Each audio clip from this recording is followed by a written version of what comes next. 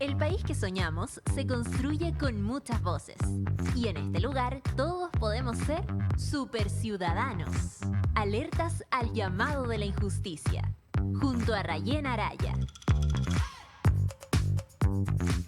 ¿Qué tal? ¿Qué tal? ¿Cómo están todos y todas? Bienvenidos, bienvenidas. Gracias por ser parte de este nuevo capítulo de Super Ciudadanos, por acompañarnos con este comienzo de primavera que hoy en particular no se nota tanto en Santiago. Por cierto, en el sur han estado allí con temblores además y en Estados Unidos siguen con los estragos de Aida. Así que vamos a estar también conectados justamente con Vinca Jackson que nos acompaña desde Estados Unidos. Vinca, bienvenida. Gracias por estar aquí. Buenos días. Buenos días. Sí, ya pasó Todavía con la lluvia y todo. hace rato, pero sí, los estragos quedan por semanas todavía, así es que nada, pero al mal tiempo buena cara, como decimos. Gracias, Vinca, por tu disposición. Antes de avanzar en nuestra conversación y contarles, por cierto, de qué se va a tratar, quiero saludar, como siempre, al equipo que nos permite llegar a ustedes, a Charlie en nuestra puesta al aire audiovisual, a Luis Concha en nuestros controles, a Seba Zamora, nuestro periodista a cargo además de los contenidos de nuestra aplicación. Y bueno, a Vinca ya la hemos saludado, es parte de la casa, nos acompaña frecuentemente para relevar distintos temas que tienen relación con la infancia. Vinca, hay una serie de situaciones que probablemente a muchos en la cotidianidad con la pandemia, que nos pasa por encima, lo miramos un poquito en pasado, no porque haya terminado, pero probablemente algunas de las etapas más rudas o más difíciles sí las dejamos un poquito atrás, en una pandemia que implicó cambios estructurales importantes, cambios emocionales, nos obligó a mirarnos más, y entre esos cambios resulta que hubo muchas parejas que decidieron de alguna manera separarse, pero suspender esa decisión hasta que tal vez esta etapa más compleja de la pandemia pasara. Y resulta que eso se empieza a concretar en hechos prácticos, en cambiarse de casa, en separarse Exacto. efectivamente en estos días. Y tú me lo comentaste como algo a lo que has tenido opción de visibilizar a partir de las consultas que han llegado de distintos pacientes que te toca atender. Y creo que es sumamente relevante ponerlo sobre la mesa porque hay muchas probablemente decisiones que van a surgir en los comentarios en redes sociales, no necesariamente esta misma, sino similares a esta, que durante la pandemia quedaron suspendidas y que ahora llegó el minuto de empezar a concretar. ¿Cómo recibes primero esto de pacientes en tu consulta? ¿Qué es lo que te llama la atención y te hace decir, hey, aquí hay algo que está empezando a activarse en este minuto? A ver, yo creo que ha sido, más allá de las personas puntuales con las que uno trabaja, yo creo que han sido comentarios que hemos ido haciendo entre colegas, que vemos también quizás ustedes mismos entre sus amistades o personas conocidas, y la pandemia, lo conversamos también un poco el año pasado, cuando partió estas cuarentenas que eran muy estrictas al comienzo, y justo a comienzo de año había parejas que habían decidido separarse, estaban en el proceso incluso de empezar a cambiarse de casa o qué sé yo, y la pandemia puso un alto a eso. En otros casos, durante las cuarentenas, hubo relaciones que a lo mejor no es que se deterioraran por culpa de la pandemia, sino que a lo mejor se pudo ver ahí los deterioros que ya venían como irradiando de a poquitito, y en otros casos donde estaba muy clara a lo mejor la decisión de una ruptura, darse cuenta durante la pandemia también de que había maneras o más humanas o más amigables de hacerla, o bien incluso que se terminara revirtiendo la decisión, porque también pudiste mirarte desde otro lugar a propósito de la pandemia, quizás con más comprensión, quizás con más compasión, o parejas que siguieron separadas dentro de la casa, que eso también pasó hasta que ahora, y este es un comentario que ni siquiera viene de como el ámbito de la psicología, la lluvia, sino que desde las personas que se dedican a propiedades, a arrendar y qué sé yo, de que hay una parte de los arriendos que son estas como separaciones suspendidas, que ahora como ha cambiado un poco el sistema de cuarentena o de paso a paso, no se ha acabado la pandemia, en eso seamos bien enfáticos, pero como que por fin algunas parejas han podido buscar arriendo y concretar esa decisión que ya se había tomado hace un tiempo. Vinca, dentro de este escenario tan complejo que implicó la pandemia, tú lo mostrabas allí en incluso decisiones que podían ser lo contrario, quienes tal vez estaban a punto de separarse y decidieron no hacerlo, etcétera. Eh, ¿Qué crees tú que es lo que hace que finalmente nos miremos de otra manera, que de algún modo volvamos a pasar por esa decisión, ya sea para afirmarla o para cambiarla? ¿Hay algo a tu juicio que provoca, en el fondo, desde el entorno, desde lo que estamos viviendo, que nos volvamos a mirar y que tal vez suspendamos o aceleremos y concretemos un proceso? Mire, yo creo que es súper buena la pregunta, un poco prematuro quizás, pero ¿qué siento yo al respecto de todo este fenómeno? Creo que cuando no ha habido situaciones de maltrato eh, o de evidentemente ni vulneración, ni violencia, ni maltrato, ni siquiera de como tensión emocional o lo que hemos hablado como de maltrato psicológico, sino que sobre todo desgaste de las relaciones, que es algo que ocurre, y cambios de las personas, y cambios que a veces no van a la par como del mapa de ruta de la pareja. Imagínate que alguien, no sé, pues, me pienso yo mismo, si ahora le dijera a mi marido, he decidido ir a vivir al altiplano boliviano porque mi pasión está ahí o sea, me puede querer mucho, pero evidentemente eso va a generar una crisis. Creo que en parejas donde el tema más que nada era el desgaste de la relación, del afecto, entre comillas, de la pasión, que lo entendemos como también equivalente inmediatamente a veces a un desgaste del amor y del cariño, el poder mirarse en una situación de extrema fragilidad e incertidumbre como ha sido esto, quizás humanizó la mirada y permite mirarte también con más compasión. Y antes que hablar de otra gente, y no es por ser autorreferente, es por evitar usar las historias de los otros, yo le comentaba a una amiga hace poco, le dije, a mí me pasó que ya llevas 10 años con tu marido y la pandemia podría haber terminado siendo el ¡ar! Máxima tensión, las mañas de cada quien 24 horas al día en ese periodo de cuarentena intensa, y más todas las otras presiones económicas, los cambios que han habido muchos cambios, más la crisis climática, el mirar el futuro, dónde quiere ir uno, dónde quiere ir el otro. Yo veo soluciones al tema climático distintas, y fíjate que terminaste encariñándote más, buscando salidas a situaciones que se dan en no pandemia, como encontrar el tiempo para cada quien, porque yo creo que a varias parejas les puede pasar esto de repente mirarse con ojos de amor, y los auditores me entenderán, por si hay niños por ahí dando vueltas, ojos de amor, y tú, claro, y tú dices, 10 de la noche, ojos de amor, el preámbulo aquí, allá, no, y mañana tienes que estar arriba. No alcanzo, gracias. Claro, a las 5:30, 6 de la mañana, y eso con la pandemia cambia un poco también, y se buscan otra salida, incluso pese a estar a veces en espacios pequeños y con los niños ahí. Creo que hay una cosa con la fragilidad y la vulnerabilidad que nos puso ahí como bajo la luz, que puede haber ayudado, y creo en algunos casos de algunas parejas ayudó mucho a mirarse desde otro lugar y no perdonar, así como tremendas transgresiones, perdonarse, ser humanos, falibles, no sé, pasar por procesos de cuestionamiento de la vida, a veces estar más bajos de ánimo, a veces la menopausia, etcétera. Todas esas cosas que también van incidiendo en la vida de una familia y en la relación.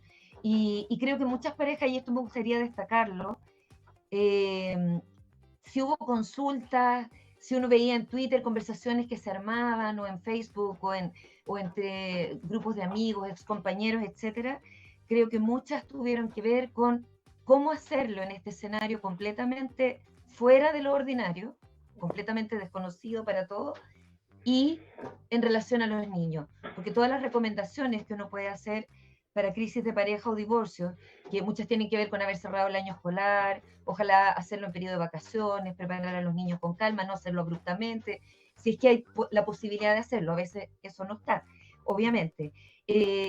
A propósito de la pandemia, claro, esa pregunta se amplifica, porque ¿cómo hacer una separación en una pandemia?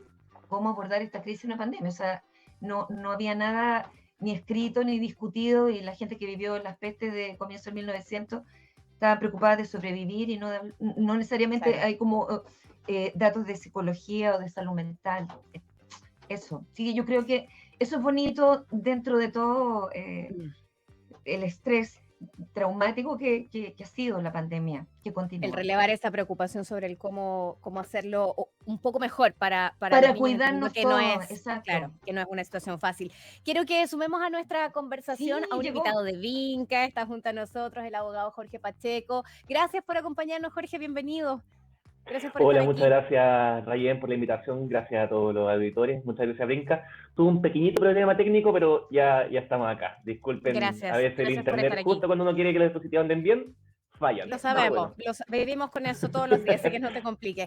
Jorge, te voy a sumar de inmediato al punto en el que vamos en la conversación. Vincal nos plantea esta relevancia de consultas que en el fondo uno lo ve a través de redes sociales y en distintos espacios, donde la relevancia hoy día, al menos en lo que se alcanza a percibir, está puesta bastante en el cómo hacer para que una separación postergada o en pausa por la pandemia y que se concreta ahora no afecte de una mayor medida a niños, niñas, que son en el fondo quienes habitualmente llevan el peso más complicado a veces de estas decisiones de los adultos. Y me gustaría preguntártelo desde tu área, desde lo que significa en el Poder Judicial, en el derecho de familia, el cómo ha sido, porque sabemos que los tribunales de familia están hasta la tusa y de verdad, pero eso es como la constante, y en pandemia mucho más. Entonces, se ve también de algún modo tensionado el espacio de la justicia a tener que reaccionar tal vez de otra manera, a otra velocidad. ¿Cómo hacerlo en un minuto donde esto parece que empieza a ser de nuevo más necesario y se empieza a reactivar? Muchas gracias. Bueno, en primer lugar, sí, efectivamente el Poder Judicial está en un momento súper complejo, la verdad. Puede ser tema de políticas públicas, falta de recursos, puede ser un montón de factores, pero actualmente la verdad es que habiendo muy buenos jueces, la verdad, igual el sistema está funcionando muy lentamente, y eso no va a una velocidad humana, no va a la velocidad de cómo uno siente, de qué es lo que está pasando en un grupo familiar. Entonces, de pronto, lo que uno puede aconsejar de cierta forma es que se busquen salidas que sean más amistosas, ¿ya? En las cuales podamos tener o mediaciones, que existe el espacio para una mediación, en el cual puedan encontrarse los padres a conversar qué es lo mejor para los hijos, y desde los hijos, y no desde la rabia de los adultos, también de pronto, si es que el espacio de mediación se le hace muy breve, pueden ir junto con algún abogado que incluso ambos escojan, y tratar de ir redactando una transacción, ¿ya? Que es un acuerdo por el cual uno evita o termina un conflicto judicial, ¿ya? Y también hay espacios terapéuticos a través de los cuales, de cierta forma, hay abogados que trabajan con psicólogos y psicólogos que trabajan con abogados, en los cuales también uno puede ir encaminando estos procesos. Si es que esto ya es inevitable, entonces, bueno, hay que entrar al sistema judicial. Pero hay forma y forma de entrar también al sistema judicial. Uno puede demandar porque hay ciertas discrepancias, pero siempre es aconsejable llegar con un ánimo de poder conversar, ¿ya? Entonces, cuando nosotros ya comenzamos el juicio y tenemos una audiencia preparatoria, que es la primera audiencia de los juicios de familia, uno puede, claro, ir a decir, yo voy a pelear todo y voy a ofrecer toda mi prueba para después ganarte en el juicio con toda esta prueba, o puedo decir también, sentémonos a conversar, ahí los consejeros técnicos hacen un muy buen rol, para tratar de descongestionar y que no todo tenga que llegar a sentencia. Y eso tiene además un factor súper sano y un factor súper lindo, porque si aun cuando hubo un conflicto que te llevó a un tribunal, pudiste sentarte a conversar con alguien que estudió tu antecedente y que te pudo decir, miren, háganse dueño ustedes de la solución, en vez de con un juez que no conoce tu historia de vida completa y que solamente va a ver ciertos documentos, va a escuchar ciertas opiniones o ciertas declaraciones de testigos, te impongan la solución. Mejor hazte dueño de la solución que tú te des, aunque no sea el 100%. Porque si es que queremos siempre el 100%, es un gallito que en verdad tiene más de ego muchas veces, no siempre. Hay veces que es necesario, por supuesto, el 100%, pero tiene muchas veces más de ego de ganar el gallito que, en definitiva, solucionar un conflicto familiar en el cual, si es que hay hijos, son los que más sufren con todo eso. Más afectados. No quiero para nada ponerlos en puntos contrapuestos porque yo sé que han trabajado en muchas oportunidades juntos, pero me gustaría distinguir en el fondo la mirada también desde el derecho, de la mirada desde las terapias y desde lo que significa las afectaciones psicológicas. Y desde ahí, Vinca, me gustaría preguntarte cuán relevante crees tú es para el proceso judicial lo que emocionalmente están pasando niños y niñas a la hora de enfrentar. Hablamos de situaciones promedio, no vamos a situaciones particularmente graves, sino en situaciones promedio. ¿Es relevante hoy para el sistema judicial de familia lo que viven emocionalmente niños y niñas al enfrentar la separación de sus padres? Tengo sentimientos encontrados al respecto. El Jorge puede ahí contar más. Ya decía que funciona en tiempos que no necesariamente son los tiempos humanos, funciona en base a premisas también, muchas veces que creo que pueden partir de una buena intención, pero que son tremendamente erráticas, tales como cuando le dicen a las mamás, forzando visitas en situaciones donde no estamos hablando de la separación por desgaste de la relación o incluso por una infidelidad o situaciones que son muy dolorosas, sino por situaciones de maltrato psicológico, etcétera. Claro. Es mejor que la niña o el niño siga viendo al papá porque es peor no tener figura paterna. Son declaraciones que uno ha escuchado, que llegan, que se comentan entre personas que consultan, en historias que uno ve en la prensa, entre amigas, entre personas que uno conoce, y cosas más duras aún. O sea, sin papá, ¿qué le puede pasar a este niñito? Como aludiendo a que sin una figura masculina, ¿qué podría pasar con este niño? Entonces, de repente escuchas declaraciones que son, que también van fuera de los tiempos en que estamos, que a lo mejor son todavía media anacrónicas, que a lo mejor son todavía muy conservadoras, pero que quiero creer que vienen de la buena intención de buscar lo mejor para el niño o niña, y tenemos esta idea de que eso tiene que ser una relación más o menos equitativa entre las partes, la mamá, el papá, las dos mamás, los dos papás, tiempo aquí, tiempo allá, y como decía muy bien Jorge, porque, a ver, ¿qué pasa con los niños? A mí me ha tocado acá en Estados Unidos participar en mediaciones donde uno tiene que incluso trabajar su propio prejuicio, o no prejuicio, pero como su sentimiento previo. Dice, no, ¿cómo van a andar estos niños o estas niñas yendo para acá, para allá, acarreando el juguete, la pelota, la mochila, si se le queda la tarea en un lado, en el otro? Y luego escucha a los niños y te dicen, no, yo estoy súper bien. Esto te estoy hablando en sistemas, en regímenes de custodia compartida, por ejemplo, claro. Una semana. Y uno dice, pero esto es un horror. Y los niños te dicen, no, yo lo paso, soy súper feliz. Y ya, hay niños que no. Pero eso voy, yo creo que tenemos que todos escuchar, ver bien qué pasa con los niños, sacarnos un poco lo que traemos preconcebido, pero sí, creo que siempre esta pregunta, perdón que insista, que es a la luz de cada contexto, situación, historia, ¿qué cuida más?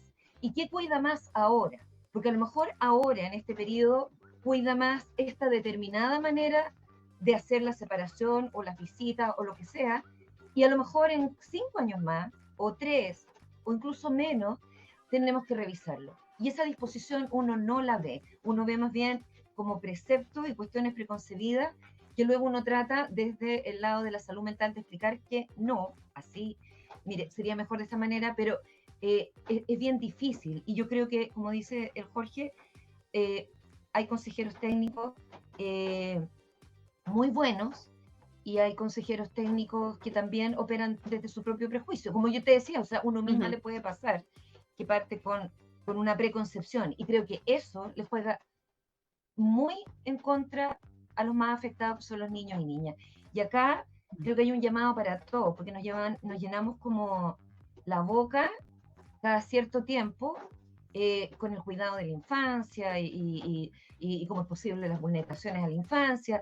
Y por otra parte, hay todo como una trayectoria cultural en Chile que ha ido avanzando en conversaciones sobre el apego seguro, la crianza respetuosa, el cuidado, el buen trato, el no castigo corporal, se eliminó el maltrato físico o se sanciona ahora, y esto hace apenas 3 años en Chile, o sea, es algo muy nuevo todavía.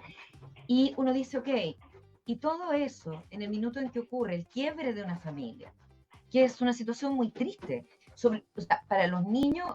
Ahora, a veces, y hay una proporción de familias en que lo que hablábamos al comienzo, justo antes que llegara el COVID, cuando hay historias de violencia y maltrato puede vivirse con mucho alivio, pero aún así hay un duelo por lo que no fue, por el daño que se vivió. Entonces, en medio de eso, creo que tenemos que recordarnos de todos estos principios, justamente de la sensibilidad de los niños, del desarrollo incompleto de los 25 años que les lleva, del perjuicio emocional, de una situación que podría retomarse en el desarrollo no traumáticamente y que por el mal manejo de los adultos, todos involucrados, pueda terminar siendo al final muy, muy traumático y alterar mucho más el desarrollo de ese niño o niña. Pensaba además en el límite entre esa adaptación de me voy una semana con mi mamá, una semana con mi papá, qué sé yo, y la sobreadaptación que puede significar normalizar algo que tampoco Exacto. me hace tan bien. He escuchado incluso casos de papás que se cambian, ellos rotan de casa para que los niños se mantengan en el mismo lugar y cosas así que a uno le pueden parecer Eso, súper innovadora. no, eso sería lo ideal. Yo, de hecho, Claro. escribí de eso hace muchos años en una columna y me dijeron si estaba loca.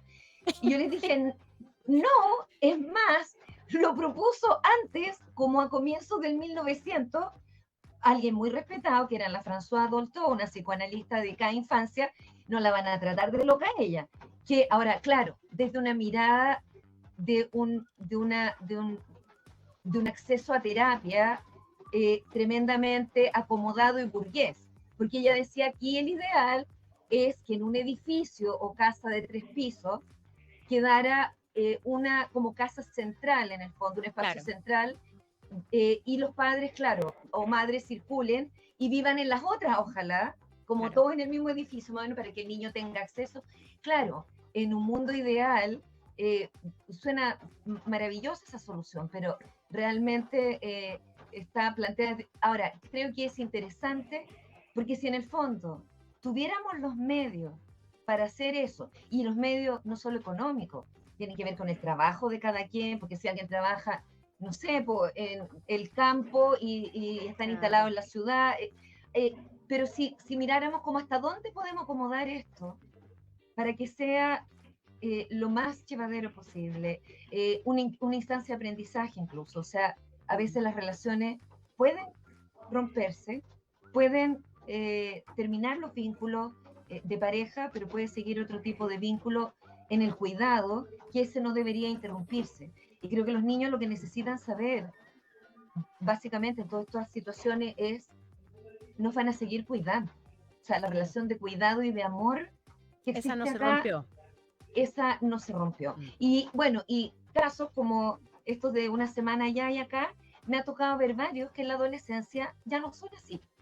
Entonces, es como que bien chiquitito, como que parece que hay un sentido mayor de aventura, que a mí todavía me intriga, o sea, creo que hay que estudiar más esto, pero llegada a la adolescencia, como que finalmente se dan otros acomodos y los propios niños o niñas dicen, no, quiero estar acá, quiero ir a veces allá, a veces no quieren ir en varias semanas o visitas cortitas, y si los papás y mamás tienen la flexibilidad para acomodar eso, porque es bien terrible los regímenes de visita cuando un niño te dice, no, es que este fin de semana yo querría hacer tal cosa, pero mi papá o mi mamá, dependiendo de quién tenga el sistema, igual me viene a buscar y no contempla la flexibilidad para lo que el niño necesita. A la agenda propia del niño o niña. Qué complejo. Exacto. Mira, me tengo que ir a la pausa. Quédense junto a nosotros, por favor, tú y Jorge. Quiero también hacerle algunas preguntas a Jorge sobre estas mismas reflexiones que está haciendo Vinca y cuán flexible se ha ido volviendo también los procesos desde la justicia para acomodarse a estas nuevas formas de, por ejemplo, una semana ya acá, los traslados. ¿Y qué pasa además con las familias homoparentales? Que me parece que es también una parte relevante de mirar, sobre todo pensando en la necesidad de esos ajustes a los tiempos, que es parte de lo que también estamos conversando. Son nuestros super ciudadanos de hoy. Quédense junto a nosotros, vamos a la pausa, regresamos con más en instantes, no se vayan.